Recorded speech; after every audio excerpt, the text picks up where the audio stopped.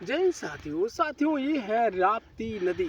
राप्ती नदी का उद्गम मध्य नेपाल के जो निचला भाग है वहीं से पीयूनाथ नगर से निकलती है। राप्ती नदी कुछ दूर शिवालिक पर्वत श्रेणी के समांतर पश्चिम दिशा में चलती है, पुनः उत्तर प्रदेश से होते हुए देवरिया जिला में जाकर के घाघरा में मिल जाती है। उत्तर प्रदेश में दूरी तय करती है, यानी नेपाल के मध्य भाग से निकलती है पीयूनाथ नगर से।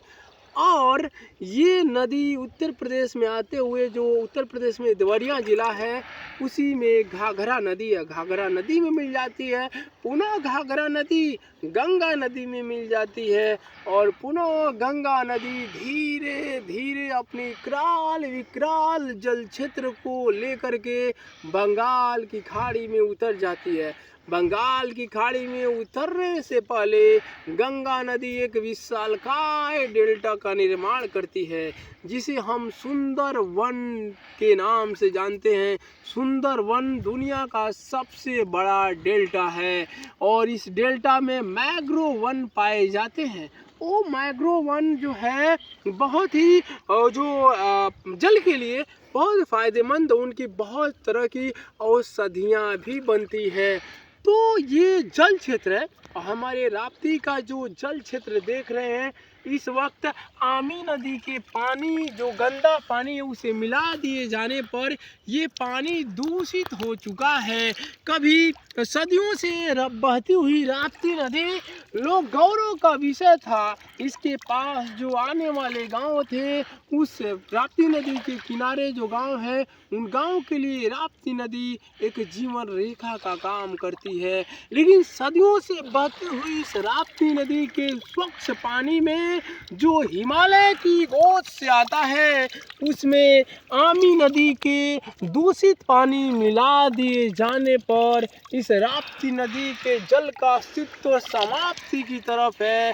इसे कभी लोग अपने मुख से पीते थे और अपने अंदर की प्यास को बुझाते थे, लेकिन आज राप्ती नदी का पानी उस लायक बचा ही नहीं, क्योंकि शहरों के गंदे नालों को डायरेक्ट नदियों में मिला दिया जा रहा है। और ये जो गोरखपुर क्षेत्र से आती आमी नदी अब नाले में तब्दील हो गई है, जहाँ पर फैक्ट्रियों के गंदे नाले मिला दिए जाते हैं।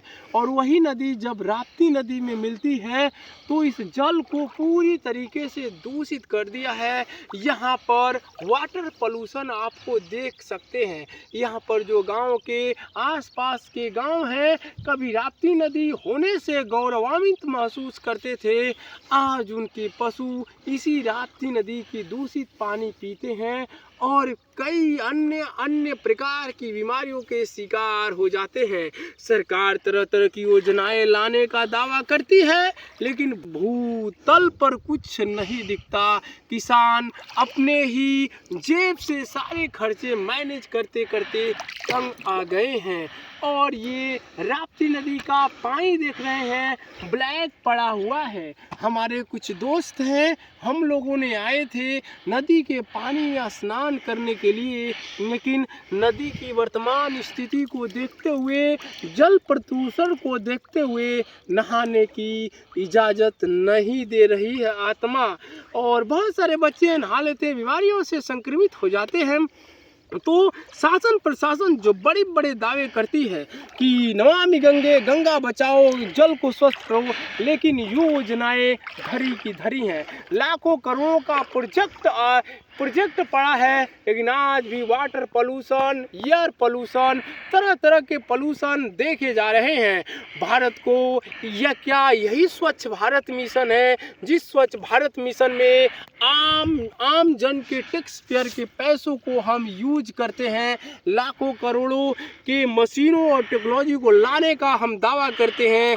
आज वो दावा भूतल पर एकदम बिल्कुल दिख नहीं रहा है। तो सोचिए भारत का अस्तित्व किस हाथों में है। वो हमारा भारत कभी नदी के पानी को लोग दाल चावल खाना पीने सब कुछ यूज करते थे, आज इसमें कोई स्नान नहीं कर रहा है। हम कहां से कहां आ रहे हैं। सरकार को इस पर भी सोचना चाहिए। और जो भी फैक्ट्रियां शहरों के गंदे नाले इस नदियों के स्वच्छ पानी में मिलाने का प्रयास करते हैं, उस कंपनी के लाइसेंस को बंद कर दिया जाना चाहिए। तभी नदियों का अस्तित्व, जो उनका स्वस्थ जल का एक वर्चस्व था, वो कायम हो पाएगा। इसी के साथ जय हिंद।